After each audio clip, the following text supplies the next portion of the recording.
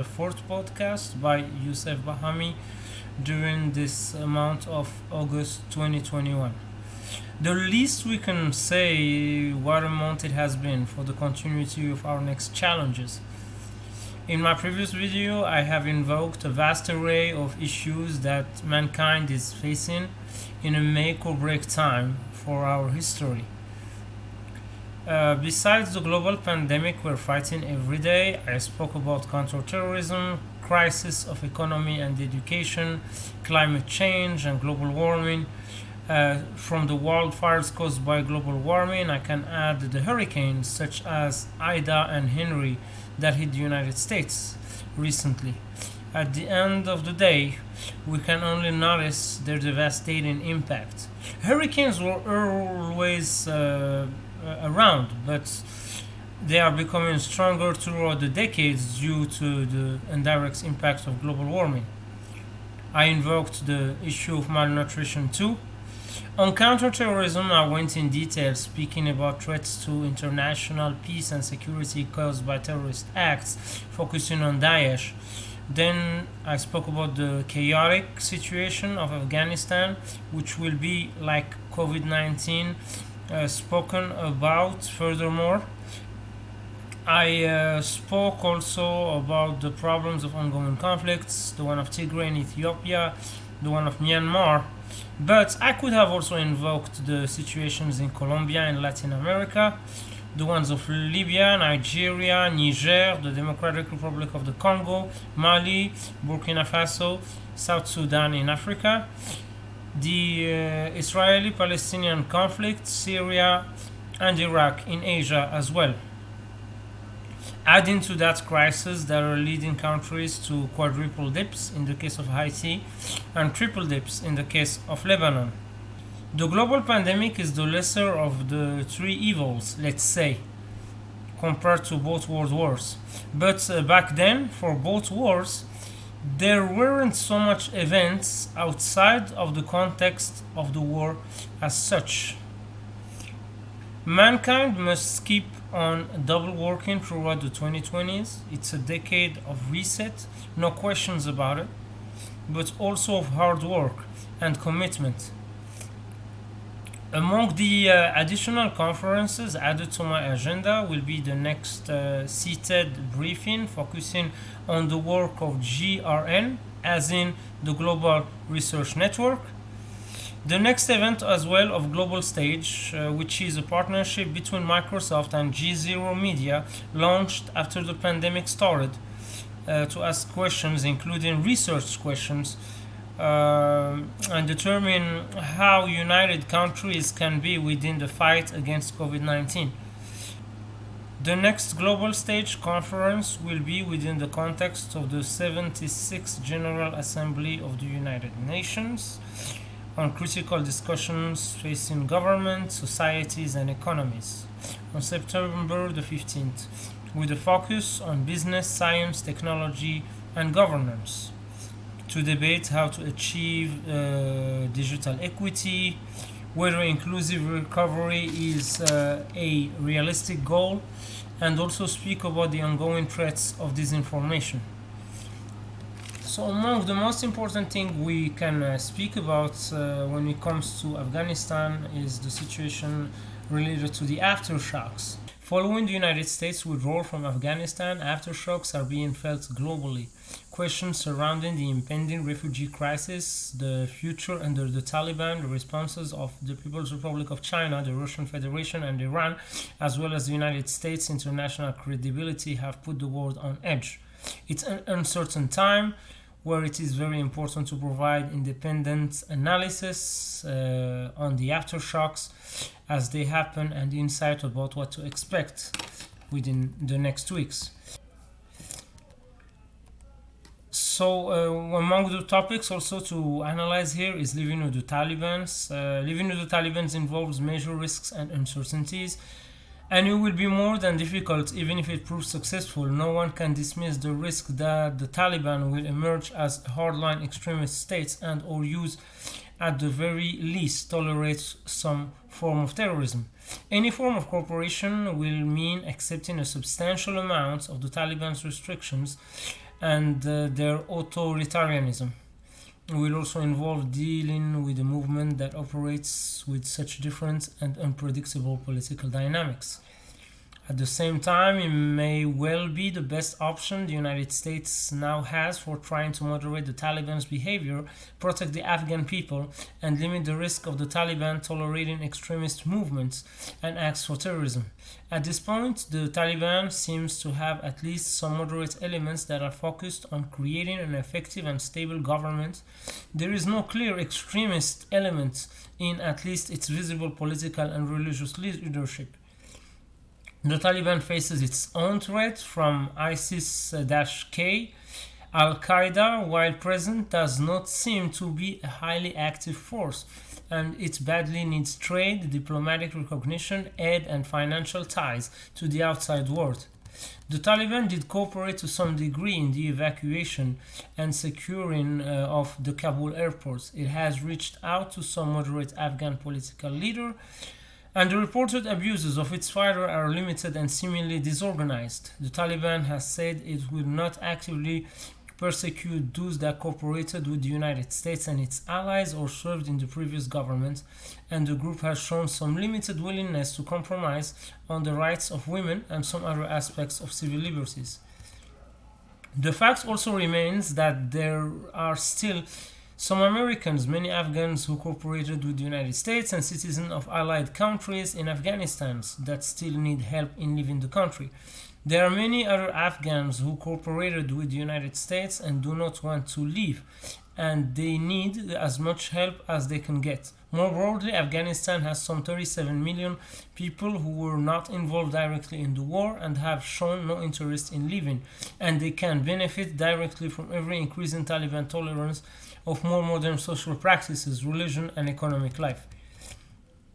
Tragic as some aspects of the evacuation and the violence at Kabul airports have been, the fact remains that these events involved less than half of 1% of the total population. Nearly half of that population has been born since 2001. The median age is only 19 years and a half.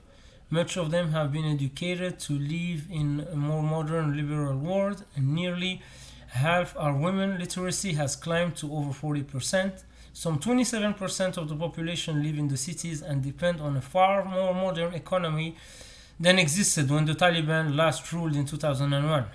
Any US efforts that can help Afghans live decent lives truly matter. The same is true of the rest of the population. Long before the collapse began in July 2021, about roughly half of the population lived in poverty. Some 20% of children lacked adequate food, and youth employment was almost certainly over 20%. For all the exaggerated claims of progress that some made about what happened as a result of the Taliban's fall in 2001, the CIA rated Afghanistan as having the highest rate of infant mortality in the world and as having the lowest life expectancy, 53 years old. That was in 2021. The US cannot simply ignore the Taliban or punish it without compounding what already is a very real tragedy. At the same time, the Taliban cannot ignore these realities as well. If the Taliban was to establish a stable government, real security, and endure, it must compromise enough with the 21st century in order to live in the modern world. How many of the Taliban fully understand this problem is a guess at best, but enough may understand that they will need to deal with the United States and other outside states, moreover the Russian Federation, the People's Republic of China, and Pakistan, that may make deals with the emerging Taliban government, but aid and trade are scarcely their strengths. The United States also does not have to sacrifice its values to live with the Taliban. And dealing with the devil is the real world essence of diplomacy. The key will be to tie every step the United States take in dealing with the Taliban to the kind of conditionality that serves the interests of both the United States and the Afghan people, as well as the Taliban.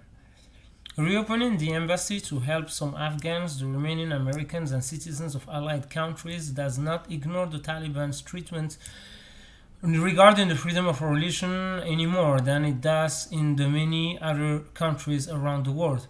asking for the Taliban security of the embassy and for its willingness to let Afghans and others depart seems a reasonable trade for limiting sanctions and opening a legitimate trade. Allowing the Taliban to have full access to Afghanistan's IMF reserves and the international financial system can involve the same kind of trades and conditionality, proving limited economic aid can be traded on the same basis.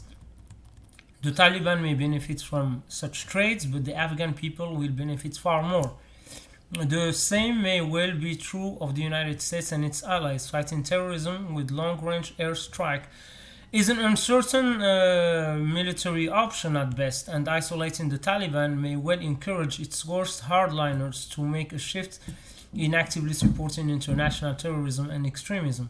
Low-level shifts in Taliban's behavior are far more likely to be moderate if the United States recognizes the Taliban, gradually helps it enter the global economic system, and provides some carefully focused forms of aid. This should be especially true if the United States works with its allies and partners in order to create some kind of international approach. This would give such efforts more leverage, expand the level of possible conditionality, and avoid making the effort one where the United States and Taliban would have to constantly deal with every issue and problem that arose.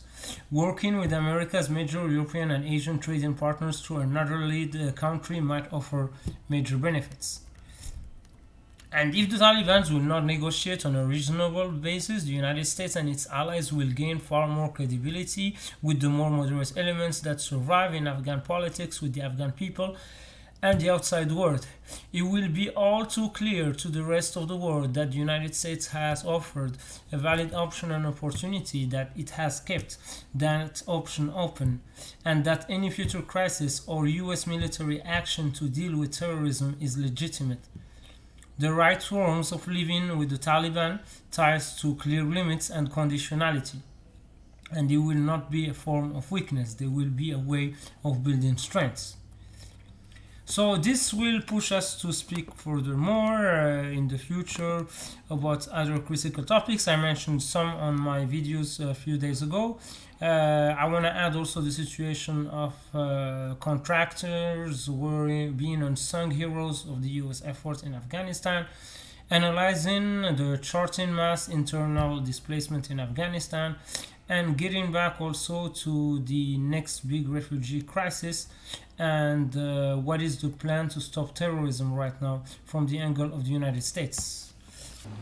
I want to move on now, as I mentioned it on my previous video, to speak about an issue that was invoked within the UN International Day for the Victims of Terrorism that took place this month, and analyzing furthermore the situation when it comes to trauma and focusing on the case of the victims of terrorism. So just to remind, most victims of terrorism are innocent citizens who find themselves at the wrong place at the wrong time, randomly targeted in brutal attacks. The lives of survivors of attacks and those of victims' families are irreparably damaged.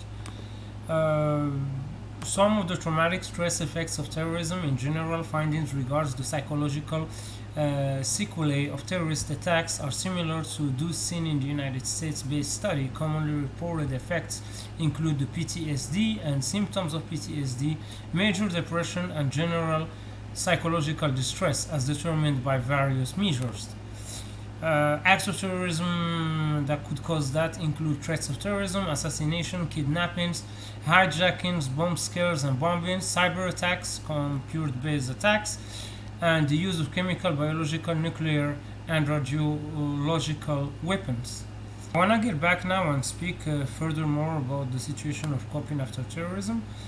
A study that has been conducted in the United States by the FBI's Office for Victim Assistance.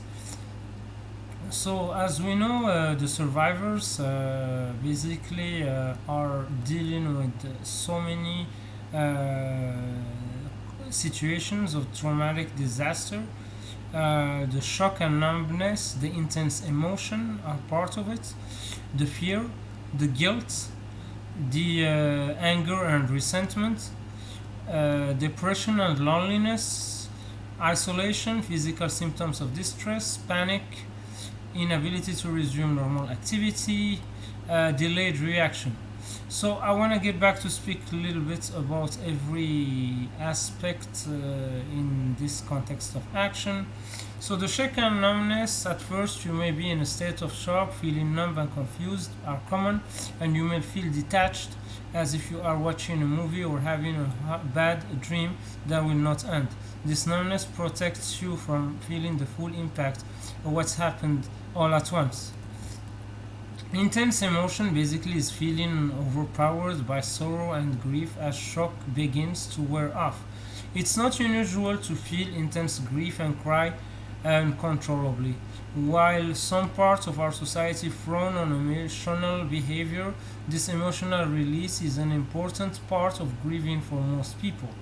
It is unhealthy to hold back or swallow your painful feelings and can actually make the grief process last longer. A person who is uncomfortable with these feelings may want to seek help from a counselor, minister, or other victims who understand what you're experiencing.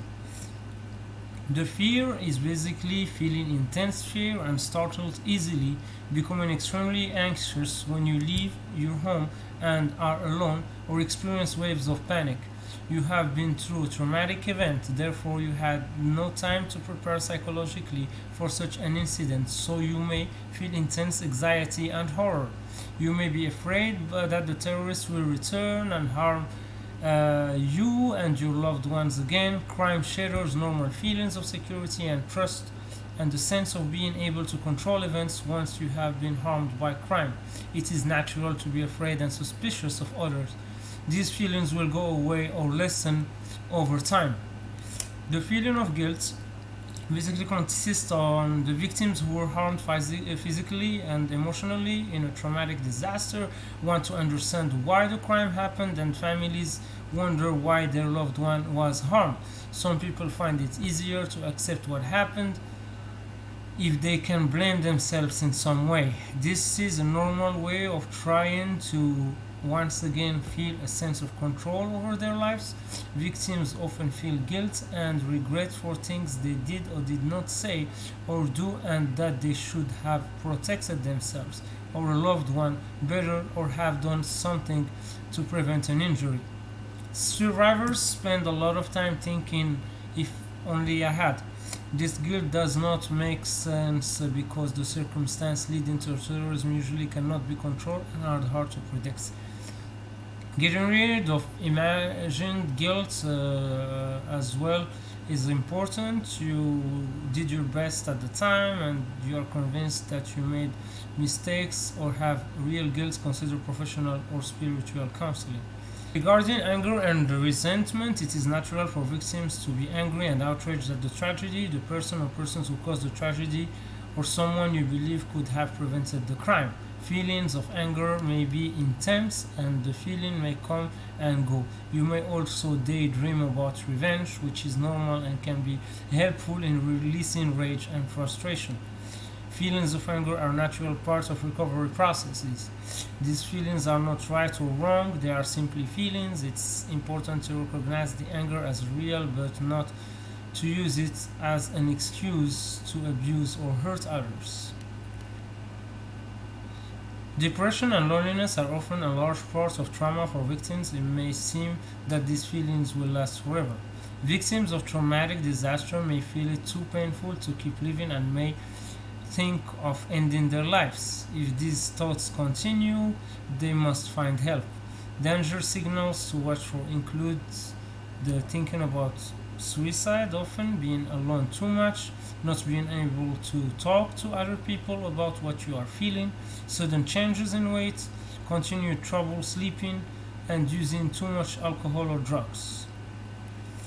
When it comes to isolation, you may feel that you are different from everyone else and that others have abandoned you. Terrorism is an abnormal and an unthinkable act, and people are horrified by it.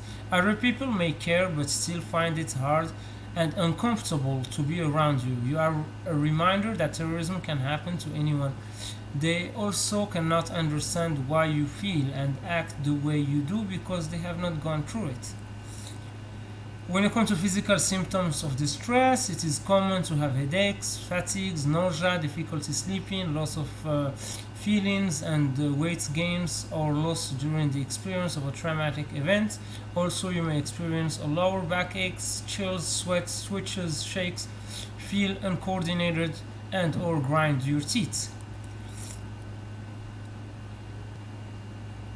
Panic are feelings that are common and can be hard to cope with.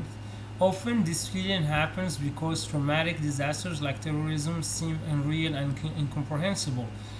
Your feelings may be strong and overwhelming that they frighten you. It can help a great deal to talk with other victims who have had similar feelings and truly understand what these feelings are all about. And hopefully, this could be one important thing about the connection topic that was invoked during the International Day for the Victims of Terrorism at the United Nations. The inability to resume the activity basically consists on being unable to function the way you did before the act of terrorism and to return to even the simplest activities.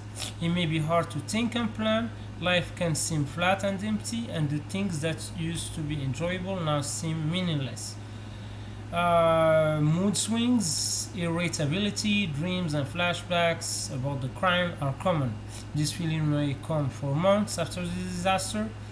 Delayed reaction is basically when some individuals experience no immediate reaction. They may be energized by a stressful situation and not react until weeks or months later. This type of delayed reaction is not unusual, and if you begin to have some of the feelings previously discussed, you should consider talking with a professional counselor. It is important to remember that emotional pain is not endless. It does have limits. The pain will eventually ease and the joy of life will return. When it is there, very important to basically feel it. When it is gone, let it go. You are not responsible or obligated to keep the pain alive.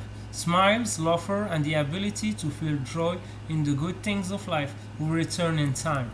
Victims are forever changed by the experience of terrorism. They realize that although things will never be the same, they can face life with understanding and new meaning. Many things have been lost, but many things remain.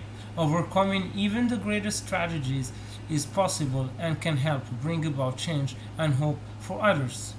Whatever you are facing or feeling at the moment, it is important to remember that each person copes with tragedy in his or her own way. Trusting your own feeling is normal, and not acting like things that are fine when they are not. Healing begins by talking about what happened with people around you, the connections, and people who support you without being judgmental or giving unwanted advice about what you should do or how you should feel. Most people find it helpful to talk with professional counselors who has worked with other crime survivors. Sometimes just few sessions with a trained counselor will help you resolve the anger, guilt, and despair that keeps you from recovering. Also, talking with other violent crime victims may help you feel better understood and less alone. I want to go back here also to invoke an initiative that was led by the UNODC, a project to help the recovery of victims of terrorism by having them dissociating themselves from trauma and depicting themselves as a faceless body. At the launch event of the initiative, which brought together 21 Iraqi policymakers and senior criminal justice officials, the chief of the UNODC Tourism Prevention Branch emphasized that reconciliation and healing must start with mending the wounds of violence and cruelty. What could be done is supporting those affected in their recovery process and in safeguarding their rights in criminal proceeding. This view was echoed by the Iraqi law enforcement authorities, on behalf of whom an officer said Iraq is home of more than 70,000 victims of terrorism. If we want to help communities affected by ISIL, law enforcement and criminal justice need to join forces to support displaced individuals and families who lost everything. Terrorism continues to harm, injure, kill, and change the lives of innocent victims every year. Victims have too often been forgotten by society and the criminal justice systems. In recent years, however, there has been a recognition of the rights, the role that victims can play in criminal proceedings, and very important to focus in this matter. Through this project, the UNODC worked with the Lebanese Association for Victims of Terrorism as well in order to enhance in national capacity to guarantee victims' rights during criminal proceedings and to promote the rehabilitation process and empowerment of victims of terrorism within their community throughout psychological support. The Lebanese Association for Victims of Terrorism has more than 10 years of experience in providing support to victims of terrorism in the Middle East, especially in remote locations in Iraq, Syria, and Lebanon. Victims of terrorism have the potential to become messengers of peace and peace enforcement if provided with the necessary protection, assistance, and tools to support countering terrorist narratives and the justifications used to incite violence. It's a project that honors the strength and resilience of the victims and their families, supporting them to recollect the pieces of lives that got shattered while ensuring that their needs and rights are safeguarded in the judicial system. As I spoke about PTSD earlier, I want to get back here onto the psychological impact of terrorism by analyzing a study from an epidemiologic post-traumatic stress disorder and associated factor of victims of the 1995 bombings in France. Basically, it was a wave of bombings that struck France in 1995. New laws has been put in place in 1996 because the outcome was killing 12 people and injuring more than 200. Researchers conducted the follow-up evaluations from the perspective of determining the prevalence and the factors associated with post-traumatic stress disorder. So the method was consistent on having victims directly exposed to the bombing recruited into a retrospective cross-sectional study. Computer-assisted telephone interviews were as well conducted to evaluate the PTSD per DSM-IV criteria and to assess a health status before the attack, initial injury severity and perceived threats at the time of attack, and psychological symptoms, cosmetic impairments, hearing problems, and health service use at the time of the follow-up evaluation. Factors associated with PTSD were investigated with unvariate logistic regression followed by multiple logistic regression analysis. The results, a total of 196 respondents, 86% participated in the study. Of these, 19% had severe initial physical injuries, hospitalization exceeding 1 week. Problems reported at the follow-up evaluation included attack-related hearing problems, 51%, cosmetic impairment, 33%, and PTSD, 31%. 95% of the confidence interval led us to a margin between 24.5% to 37.5%. The results of the logic regression analysis indicated that the risk of PTSD was significantly higher among women. The odd ratio was 2.54. Participants aged 35 to 54 had an odd ratio of 2.83. And those who had severe initial injuries, odd ratio 279, or cosmetic impairment, odd ratio 274, or perceived substantial threat during the attack were also involved with an odd ratio of 399. The high prevalence of PTSD, 2.6 years on average after a terrorist attack, emphasizes the need for improved health services to address intermediate and long-term consequences of terrorism. So if I want to get back here to speak a little bit about the method that I have invoked in this research, it's very important to break the socio-demographic characteristic, work on data collection, measures, data analysis, and then analyzing the results, as I say, by the respondent characteristics, and analyzing also in a second table the frequency of DMV-IV PTSD criteria among the terrorist bombing victims, and reanalyzing it as well during the follow-up assessment. In this case, it took place in 1998. Then go back and look at the prevalence of PTSD, the risk factors associated with PTSD, and basically have the factors associated with PTSD diagnosis of the terrorist bombing analyzed in term of univariate logistic regression and multiple logistic regression for not PTSD to PTSD factors that are split by sex, men, women, age, employment, education, relationship status, change in marital status, native language, place of birth, injury severity, initial gravity score, cosmetic impairment, hearing problems, perceived threats, psychological treatment since the attack, and psychiatric history. So this is a very important thing to analyze. I want to get back, of course, to speak furthermore about the trauma issues that I have invoked it from this research in France, the UNODC perspective, the FBI perspective, and I will get back also when time will allow it to speak about impact of a terrorist attack on the mental health of people, effectiveness of trauma, focused cognitive behavioral therapy.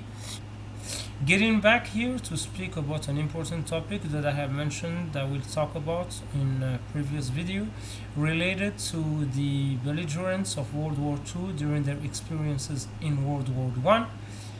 I will start with Adolf Hitler to remind that he served first as an infantryman and then as a private in the 16th Bavarian Reserve Infantry Regiment, also known as List Regiment. An Austrian citizen and erstwhile draft striker, Hitler volunteered to serve in the Bavarian army in 1914. Ever since he left Austria, his dream was to serve to the best Germany and the intention of Emperor Wilhelm II in order to expand the German Empire across the Rhine in Europe as well as in the world later on. Following his baptism on fire in October 1914, Hitler became a dispatch runner for regimental headquarters, highly decorated, twice injured, and known to his superior for his conscientious service. Hitler nevertheless was seen as an Etappenschwein, which means a rear area pig, and that by many front soldiers of his units, as his position only rarely required him to be exposed to the first line of fire.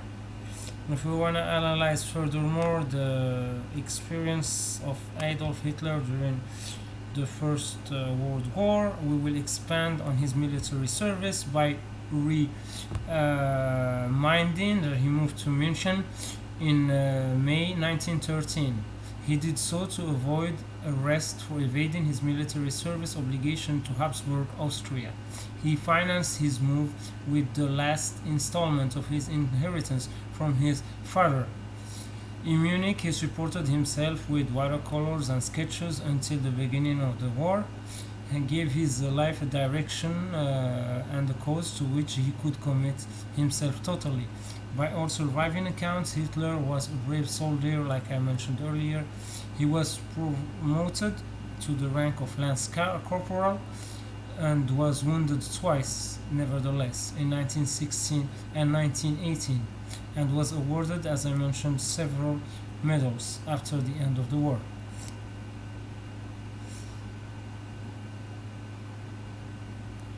Though reportedly not given to lengthy political discourses at his time, Hitler appeared to have been carried along by the increasingly vicious political anti-Semitism of the radical right. The political anti-Semitism seeped into the military hierarchy during the last 2 years of the war. In October 1918, Hitler was partially blinded in a mustard gas attack near Ypres in Belgium. He was sent to a military hospital. News of the November 11, 1918 armistice reached him as he was convalescing. The end of the war was brought to the threat of demobilization from the only community in which he had ever felt at home. A possible return to a civilian life where he had no direction or career prospects.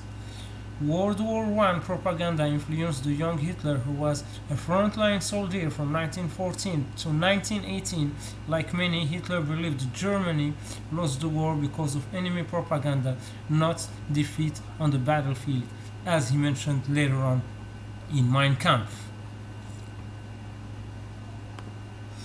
Regarding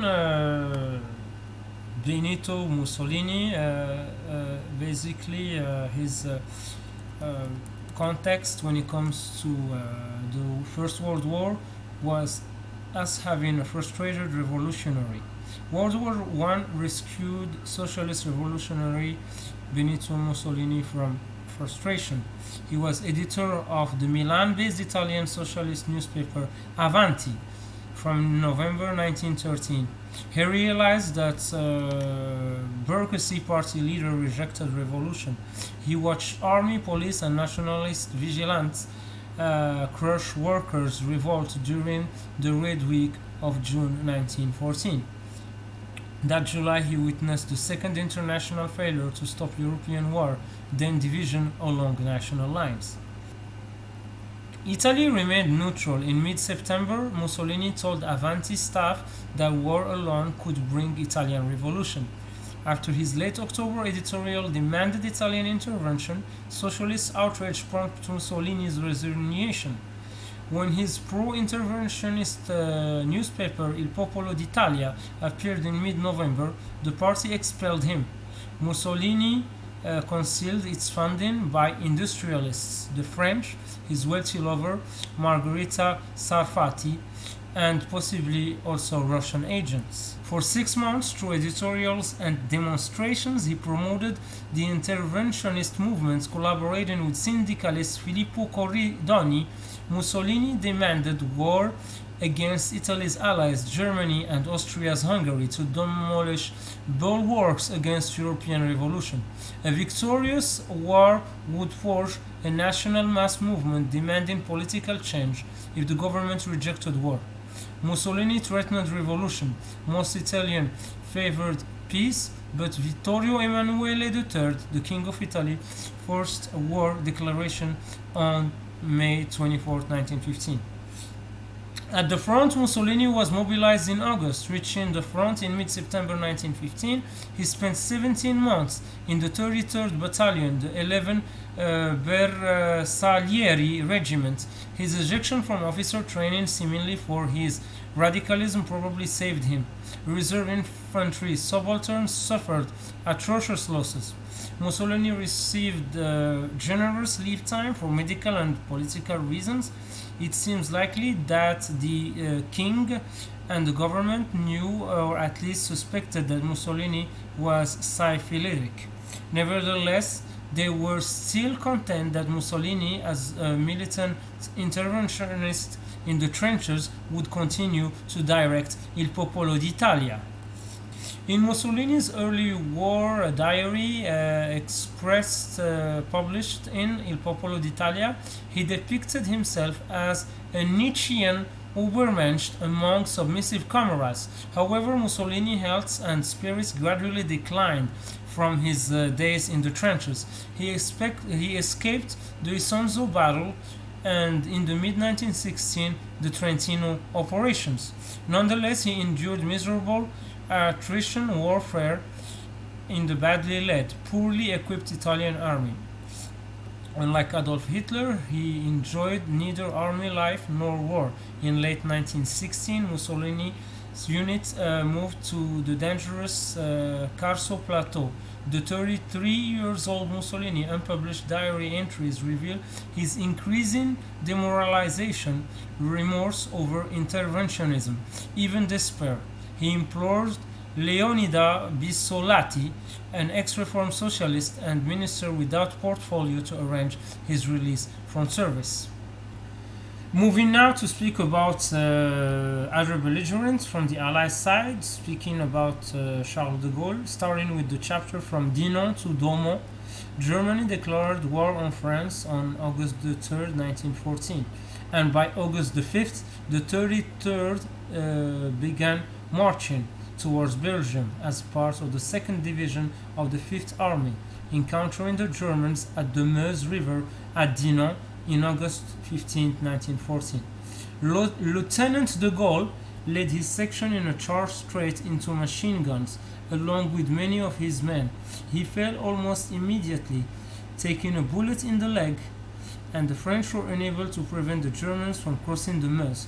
and while de Gaulle recovered in the hospital, the army fell back in a complete retreat.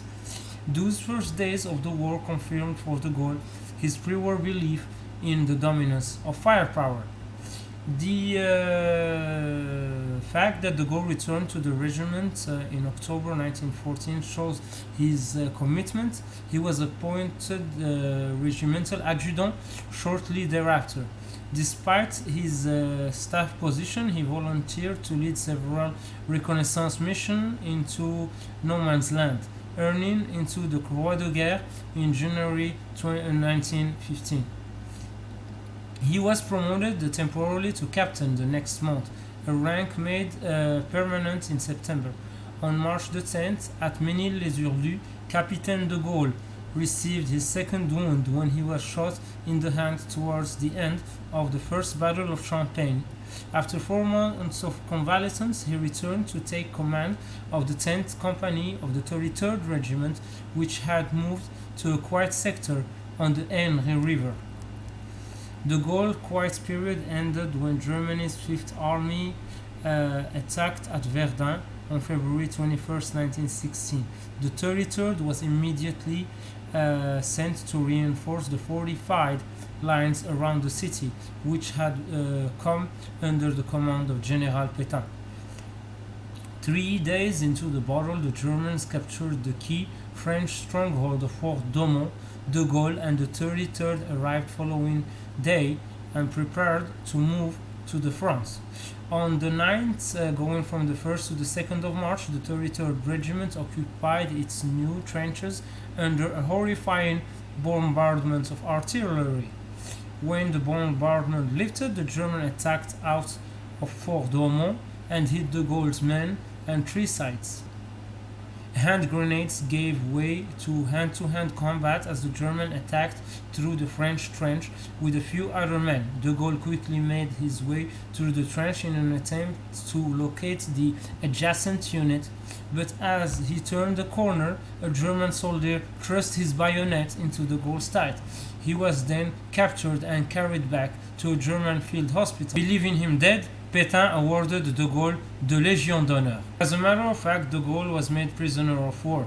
For the next 32 months, de Gaulle was a prisoner of war. During his captivity, he attempted to escape on 5 occasions and was consequently moved several times and kept in solitary confinement for long periods. He made his escape attempt for the first time from the hospital train on the way to Friedberg prison. From Friedberg, de Gaulle has moved to Rosenberg, Osnabrück, Nice, Schutzin, Magdeburg Castle, and finally to Ingolstadt. The fortnight at Ingolstadt was designated for incorrigible rule breakers and those who tried to escape. De Gaulle grew increasingly frustrated and at times depressed that his captivity kept him out of the war. Nevertheless, the forced isolation focused de Gaulle's thought, allowing him to improve his German and work out his theories of warfare. De Gaulle followed the events of the war by reading German newspapers, which allowed him to see the war from a much different and much broader perspective than he would have managed as a captain in the trenches. Prison also shielded de Gaulle from the experiences that so demoralized the French army in 1916 and 1917. His physical isolation from combat was therefore crucial to his intellectual development and to his understanding of the war.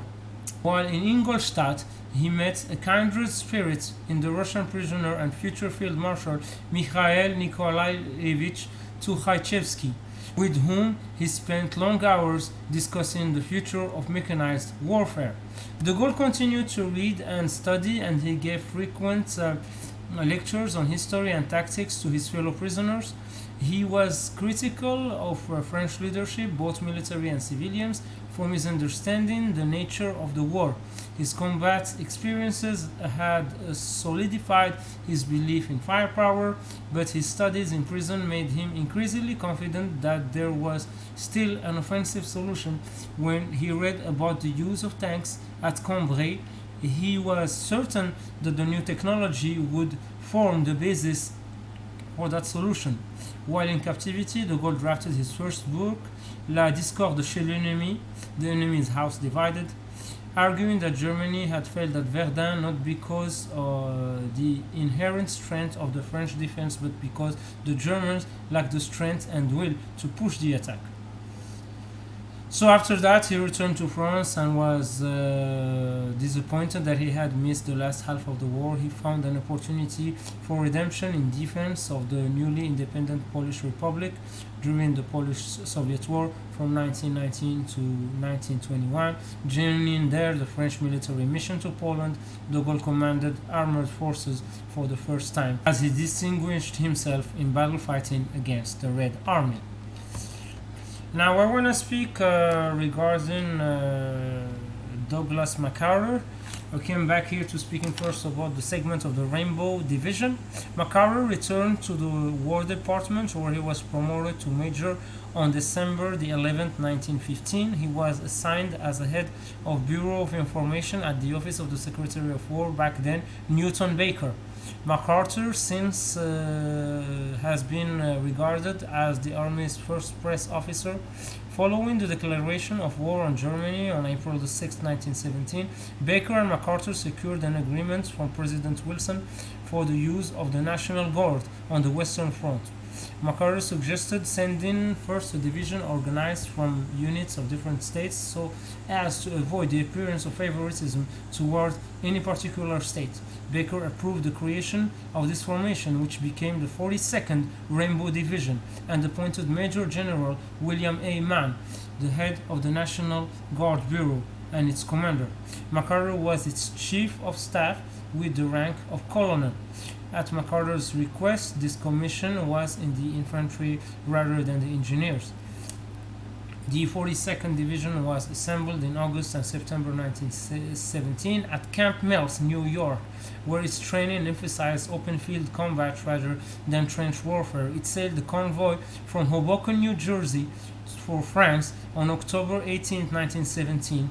On December the 19th, Mann was replaced as division commander by Major General Charles T. Menoher. The Champagne-Marne Offensive and the Battle of Saint-Michel and Meuse-Argonne Offensive were the main characteristic of the involvement of Douglas MacArthur in World War I.